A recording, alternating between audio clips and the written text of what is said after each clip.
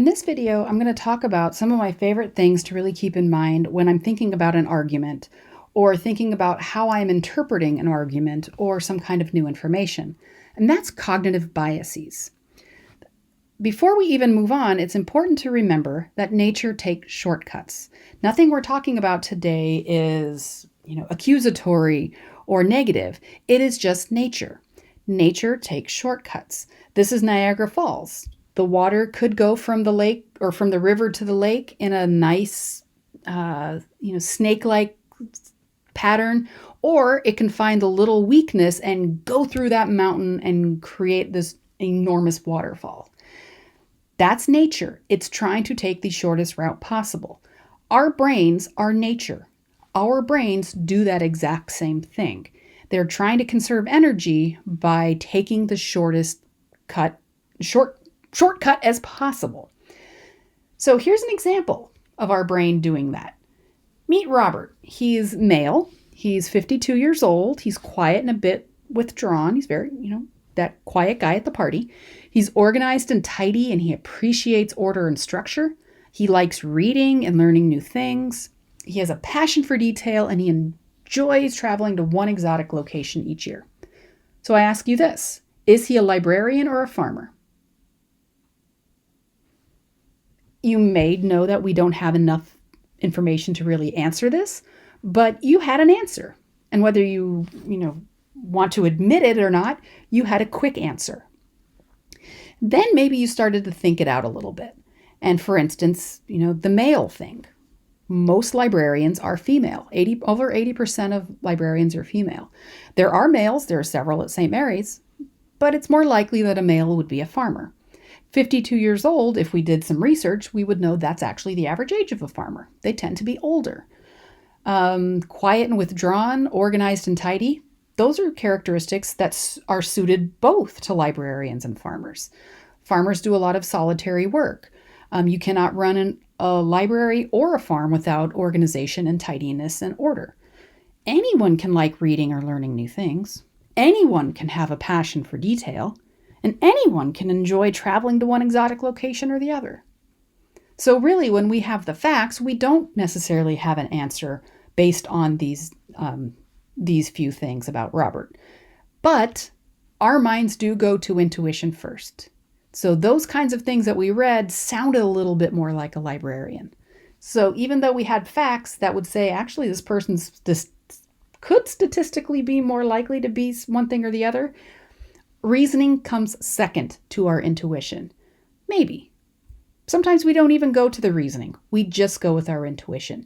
And that's why we're talking about cognitive biases today. Cognitive biases can affect our intuition. The most famous cognitive bias is, of course, stereotyping. This is when inductive reasoning goes wrong, where the expectations or experiences of another person influence how you interact with an individual.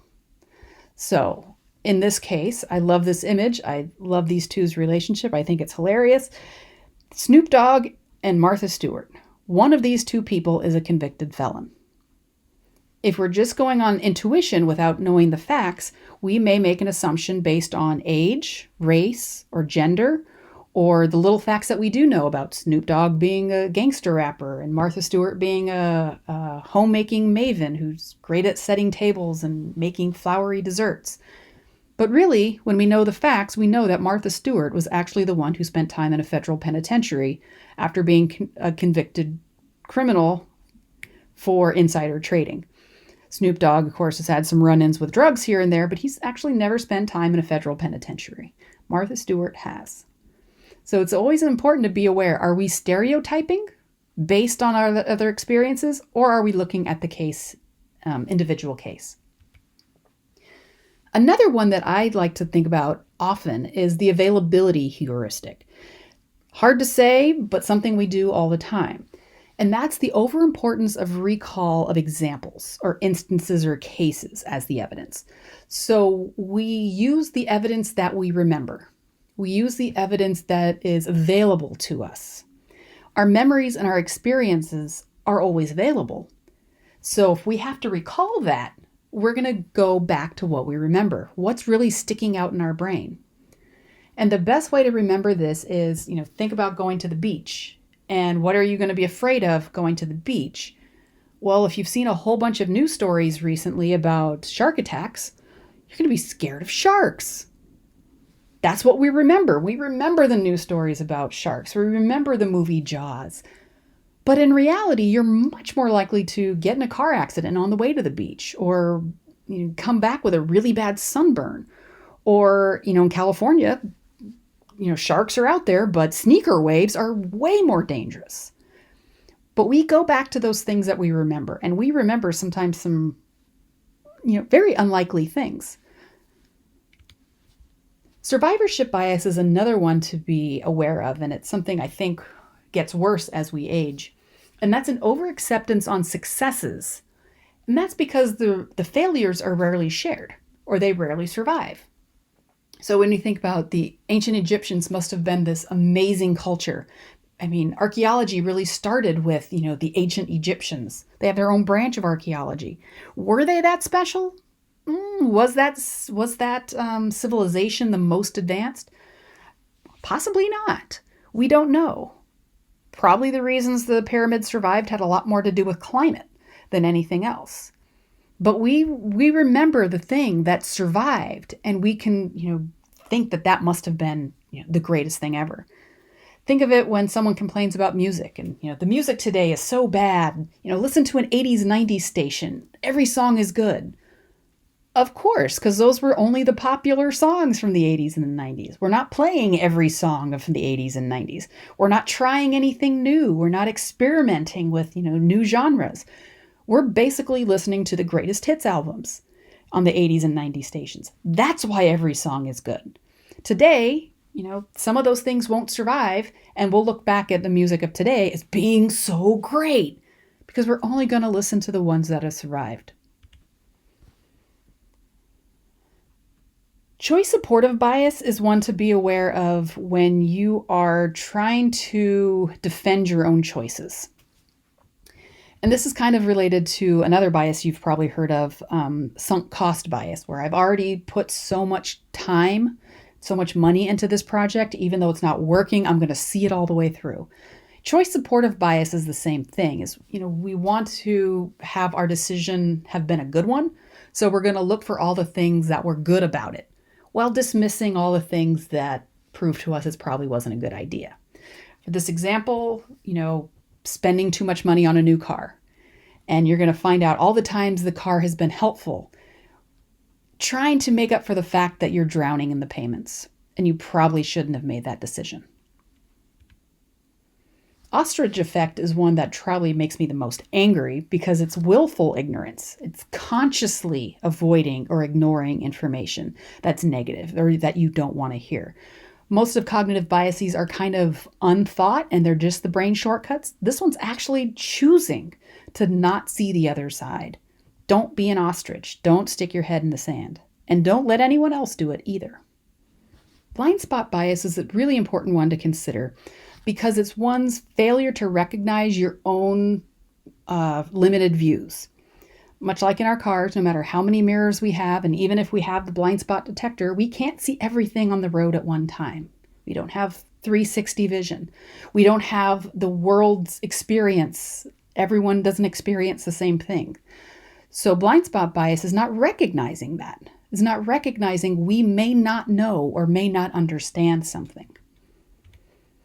We'll have a separate activity in this lesson that leads back to Project Implicit Bias, which is a study put together by some professors at Harvard that really examined the hidden biases that we have. And it'll be a separate activity, so stay tuned. Conservatism bias has nothing to do with politics. It has everything to do with favoring prior evidence over new evidence. So we did this thing before. It's always worked. We should continue to do it that way. It may have been a good choice, but just because we've always done it that way is not why we should stick with it. The other side is pro-innovation bias, when we overvalue the usefulness of something new, that innovation is progress. Not necessarily always. That shouldn't be the only reason that something is considered good. and that we want to move to. Controversial example is something like Uber or Lyft. They're incredibly valuable companies. They've changed the world, but have they? All they did was create an app to call a cab. And we've always had cabs. And we've always had a way to call for a cab. They actually didn't revolutionize all that much. And when we can break that down, we can see that a lot of the choices they've made have actually not been good and have not been good for the overall value of society. It may have a convenience, it may be new, but we want to get away from that just because it's new, it's better.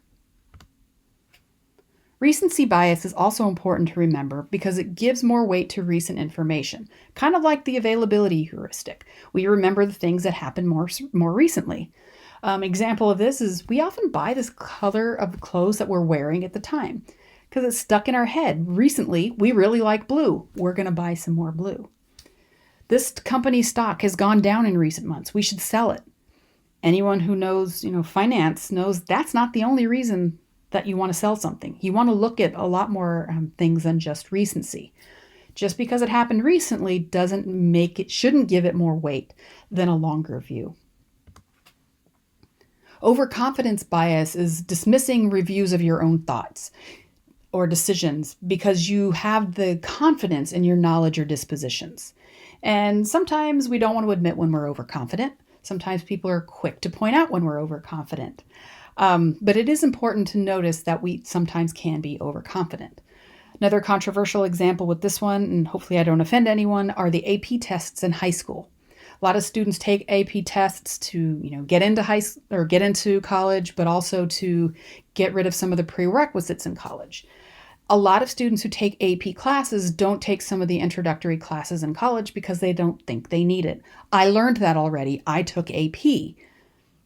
AP classes do not translate to college at all. There's a very different skill set, and there's lots of studies about that, and a lot of professors will tell you AP classes just do not translate. So you really are starting from scratch when you come to college.